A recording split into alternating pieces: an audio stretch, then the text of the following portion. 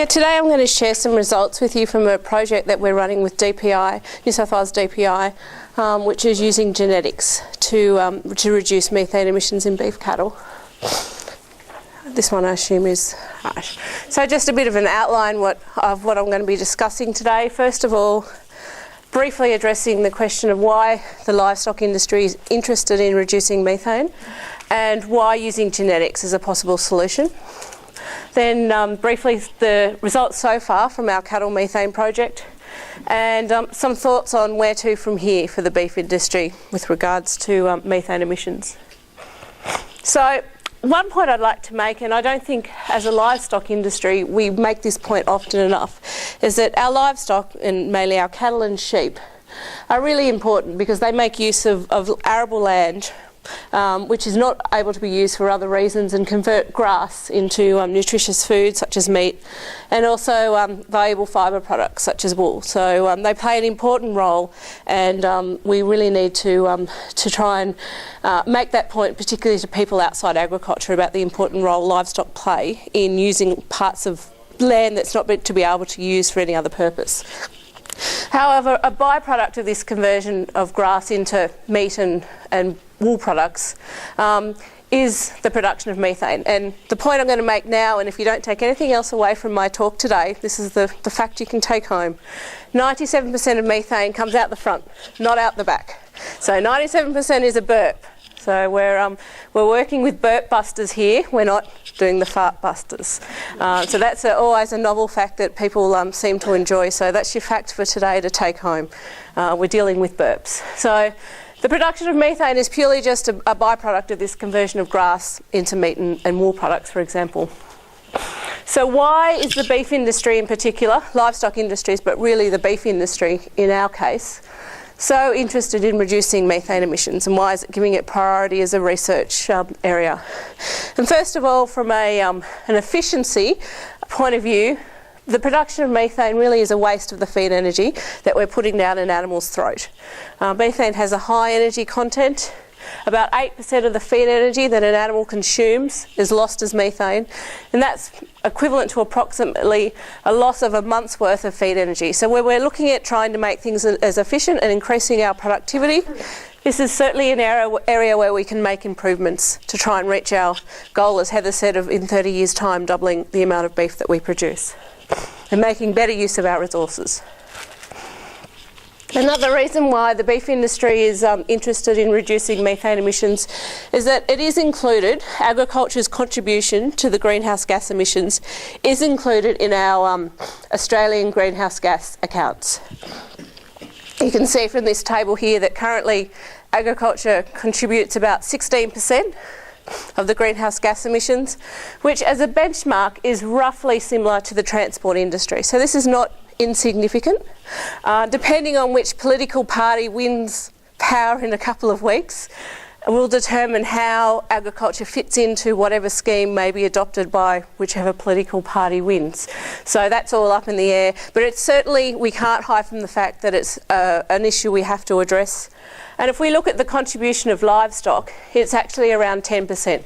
So we can see that most of the emissions coming from agriculture are actually coming from livestock. So it's an issue that the beef industry really feels it has to address. Finally, whether we agree with some people, whether we disagree with people and their particular stance on issues, there's no doubt that consumers, governments and environmentalists are concerned about this issue. This is highlighted by a report which was tabled by an international body titled Livestock's Long Shadow. And I think we need to be proactive in addressing this issue rather than letting people with agendas dictate how the beef industry addresses it. We need to be the ones that are really proactive in trying to address this issue. So if we want to reduce the methane emissions, why would we use genetics? Why is that a possible solution when there are other solutions out there?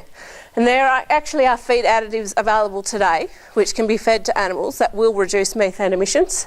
But these have to be obviously fed to the animal, so an animal that's not in a feedlot situation, it's not particularly practical, and they have to be regularly reapplied. It's not a one dose And you're right, there has to be a regular application of these feed additives. So for most of the cattle in Australia who are not in a feedlot, which is 95% of our cattle, this is not really a practical solution at this current point. However, changes that we may make to an animal by using genetics, so by changes we may improve its methane production, those changes are wide-reaching, so they reach a wide number of animals. They're permanent changes. Once you make the change, the change is permanent. You don't have to make a regular application like you would with feed additives. They're cumulative changes, so they increase over time. And using genetic improvement to make changes in the beef industry is a known technology.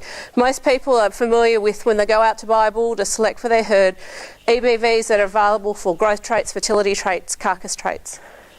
It's a known technology in the beef industry that we're piggybacking on the back of to introduce a new selection for perhaps a new trait. So to go on to describe a little bit about our cattle methane project, and I've highlighted here the main objectives of our project. And one of the main objectives is to move on from measuring a small number of research animals as we are currently to measuring a large number of industry cattle. And we're doing this by working with breed societies who are currently setting up large progeny tests and using those animals and hopefully equipment which can be used on a wide scale on a large number of animals, which I'll mention later on. So we need to move the technology on from a research pie in the sky, small number of animals type project to a large number of animals.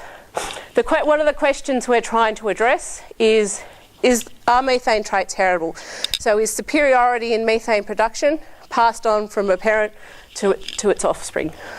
Another question which we'd like to address is what's the relationship between methane traits and traits that actually make producers money?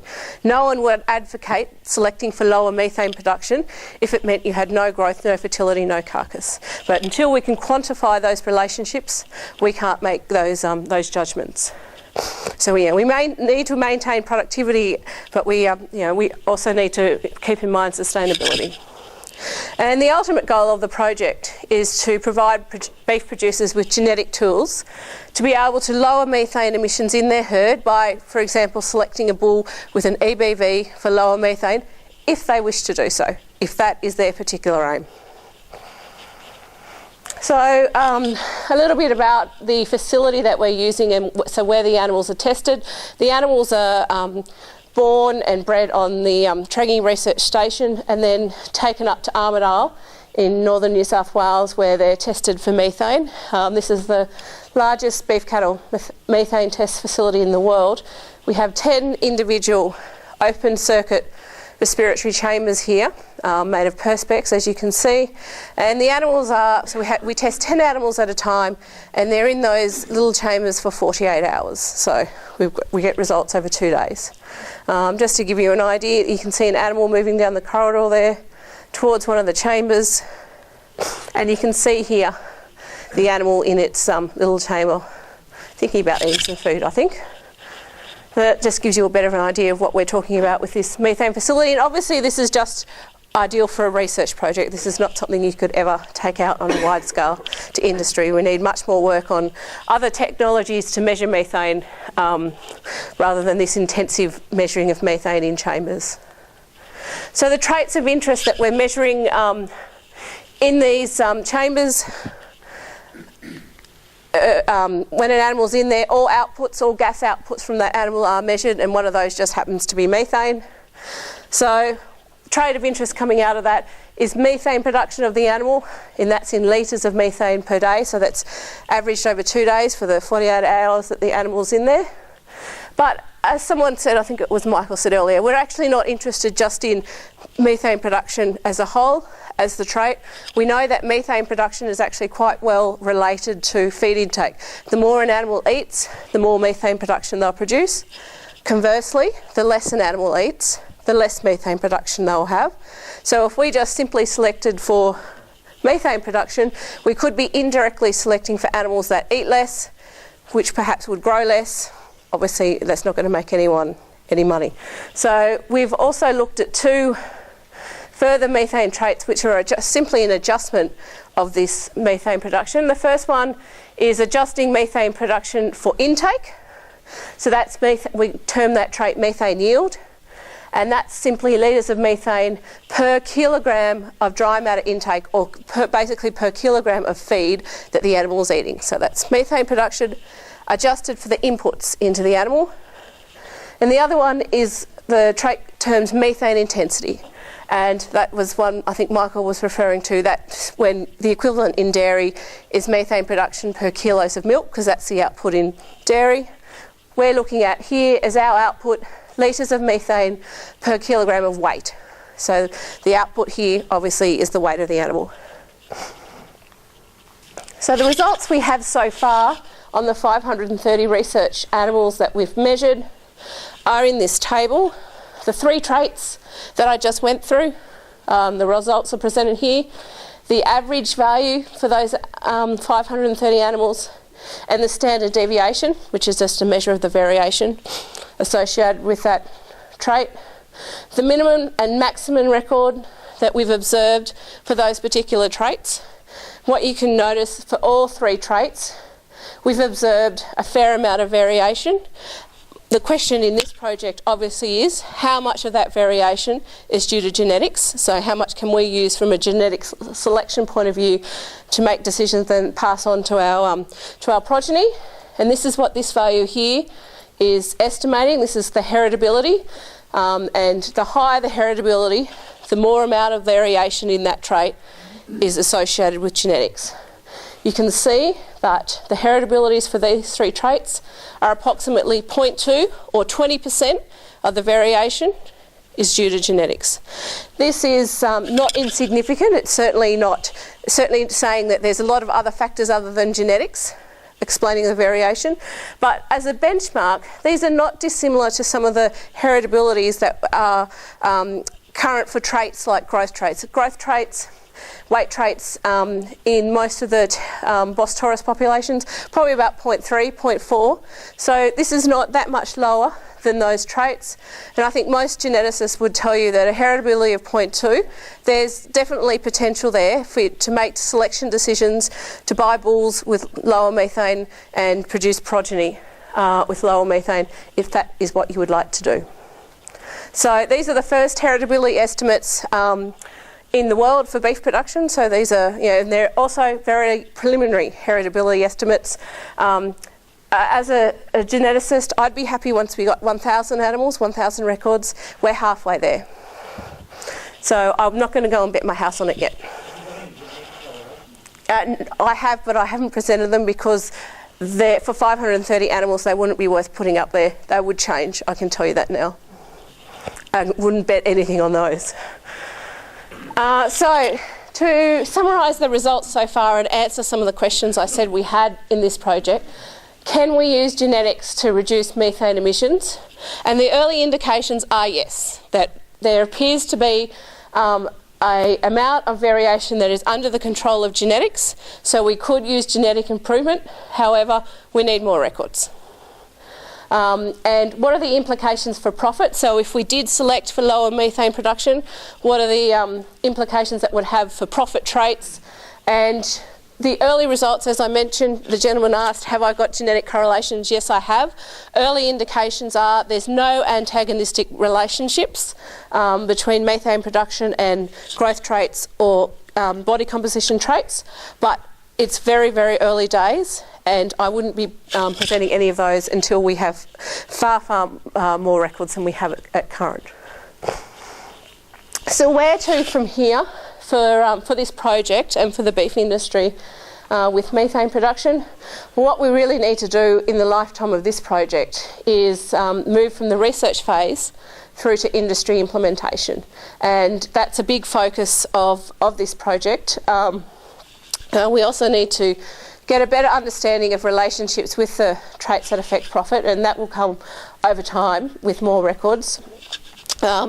One sector of this project is primarily focused on trying to develop a technology that can be used out in the field. So rather than 10 chambers in a research facility in Armidale, trying to set up technology that we use, for example, in a feedlot situation where you'll get many animals going through, and some of the breed societies that have these large progeny tests are collecting information for individual animals for feed efficiency, for example, and we really need to be able to piggyback on the back of that and develop technology that can be used in that type of situation. Some advances in technology that have occurred, you're all probably familiar with, unfortunately, random breath testing and the technology that's used there, where you just talk into the little Duvalaki thing, and they get the breath sample. That's a very technical term, I know. They get the breath sample and they can tell how much alcohol is in your system. Well, it's similar technology to that. Obviously, we're talking burp, so we're talking breath samples. Yeah, maybe. And so we hope that that's the type of technology we're talking about to have on perhaps a feeder in a feedlot situation where an animal goes into feed. Breath samples are taken and obviously stored somewhere that can then be analysed, rather than having to be in an enclosed chamber in a research facility. Obviously, the chamber situation is thank you, Kate, is the gold standard, because when it's an enclosed facility, you know everything that escapes, and you've got complete control over the recording situation. In a field situation, you don't. But if you want to get to a large number of animals, then you need to be able to develop technologies like these that can be put in place.